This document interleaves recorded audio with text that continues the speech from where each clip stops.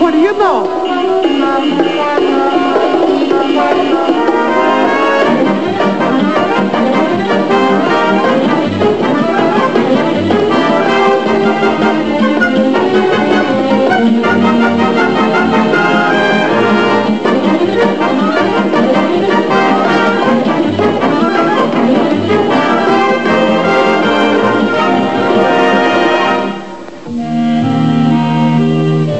With increasing frequency, new sections of freeway are being opened around the world, and the motorist has come to depend upon them more each year.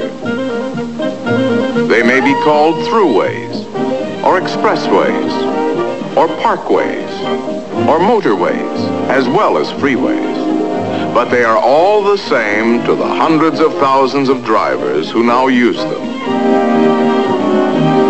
However, the freeways are a world to themselves. They have their own practical driving rules, and they have their own special kinds of problems, usually caused by motorists who ignore these rules. We've all seen such types, specimens like those we call Driverius timidicus, the timid soul, and Neglectorus maximus, the careless, seemingly unconscious driver. And most of us have had a brush with Motoramus fidgetus, the impatient, discourteous motorist. What's the matter up there? Move it, come on, move it! With bad driving habits and techniques, cause accidents and tie-ups that are dangerous and time-consuming for everyone. But there are other freeway problems too, and they often start right here, off the freeway. Of course, there is a certain type of motorist usually involved. There he is now, a nice enough fellow, but the type who never takes care of things. He never seems to learn.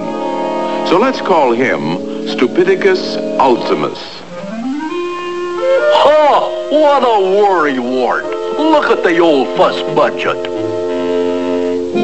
He is often rather contemptuous of anyone who takes such simple precautions as walking around the car for a look at the tires. Mr. S hasn't looked at his tires since he bought the car, so of course they've been run ragged. He hasn't had the motor or brakes checked either. If the car runs, he simply drives it off without a thought. Stupidicus just doesn't realize that on the freeway the demands on every part of his car are much greater. A slick, threadbare tire is usually the first thing to go. Uh-oh, there goes my tire.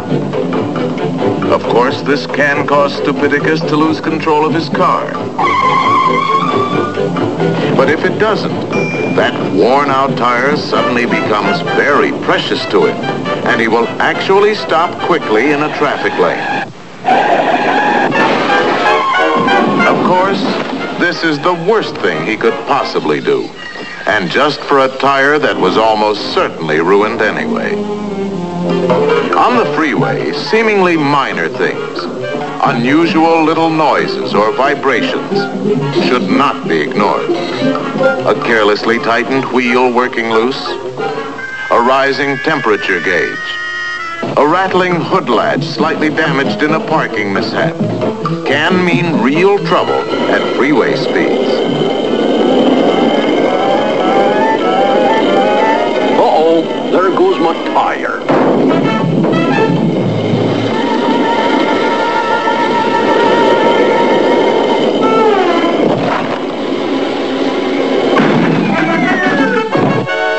Stupidicus is the only one to blame for this predicament, but he has other ways of causing himself trouble too. For example, the way he puts things in his car.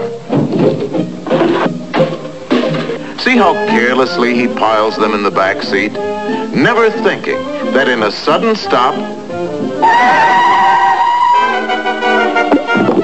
Oh, ouch! Oh, ouch! Every one can become a dangerous projectile, threatening his life and limbs.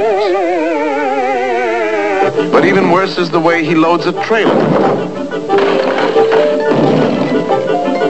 He He usually piles too much on and then ties it down very carelessly.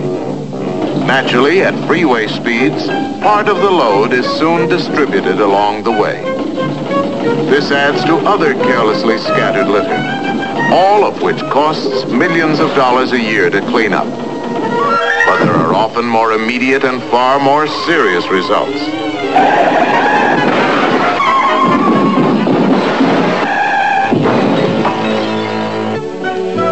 Another cause of trouble for Stupidicus is his unreasoning belief that it is most economical to buy just enough gasoline for immediate needs.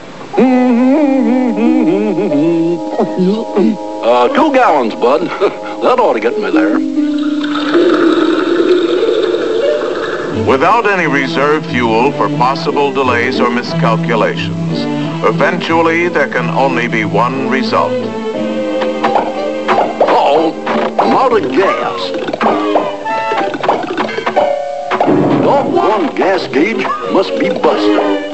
Of course, Stupidicus does sometimes manage to get his car safely out of the traffic lanes after a breakdown. But even then, he often lives up to his name by getting out on the wrong side.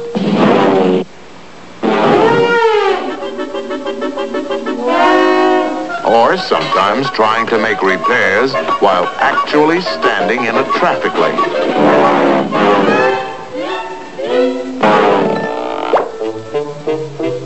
Sometimes he will even bet his life in a foot race from the center divider to the side.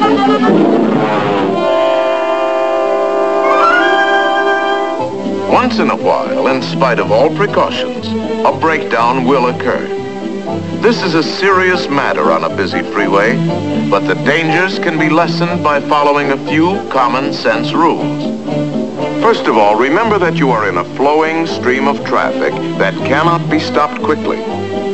So if trouble develops, look around and plan your moves. There is nearly always time for that. Next, be sure to give clear signals of your intention before doing anything.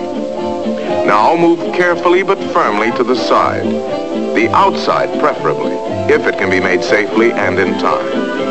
Almost any driver will be courteous enough to drop back if he realizes you're in trouble. Once off to the side, get well out of the adjacent traffic lane. Get out of your car only if it can be done safely, and even then, stay as far from the moving cars as you can. If it can be done safely, a raised hood is a rather universally recognized distress signal. But warning devices, such as flares or reflectors, should be carried also. 3 or 4 in a bundle secured under the front seat. Always look out for spilled gasoline or other fire hazards before lighting flares, and set them carefully. Set at least one about 50 paces back on the edge of the road, even a bit farther if stopped over a hill or around a curve. Another near the car is recommended, and any such devices are especially vital at night. It's easy to see that good mechanical condition is essential, but there is something else equally as important: the driver. Aside from his car, the condition of the driver, mentally and physically, is vital too. For example, he will put in a hard day's work at the office, getting ready to leave on a vacation. Maybe even attend a little farewell party. Happy vacation. Well, have a good time. Oh, bye. See you in 2 weeks. And start out at the end of the day, planning to drive 300 or 400 miles without a stop. Inevitably, fatigue sets in. But Stupidicus keeps going because he doesn't realize the danger. Let us pause and see what he's up against if he has to stop suddenly. Remember that for a driver to see something, decide what to do, and then take action, usually takes from 3/4 to a full second. Brakes are applied only after that time. When fatigued, a driver may take 2 or 3 times as long before using his brakes. Of course, alcohol can make this problem even worse. But in addition, an intoxicated driver, confronted by an emergency, will often use very poor judgment and take unnecessary chances.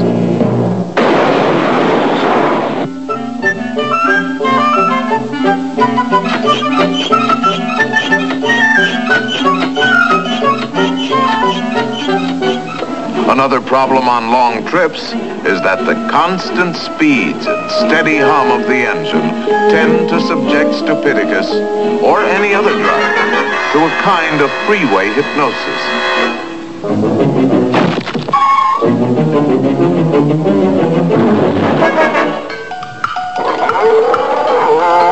This is a serious hazard, but it can be overcome by occasional stops off the road for a moment's rest and refreshment. Finally, Stupidicus doesn't seem to realize that adverse weather conditions always exaggerate and intensify any freeway problem, and that extra care must be taken at such times.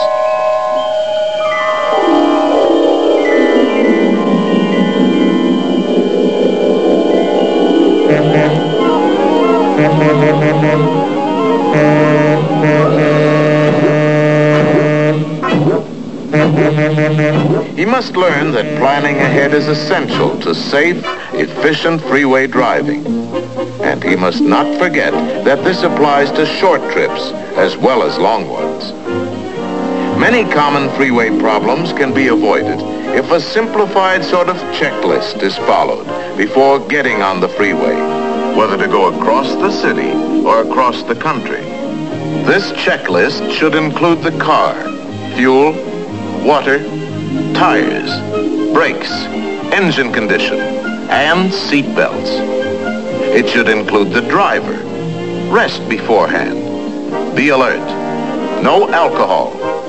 Rest stops on long trips. And it should include the freeway.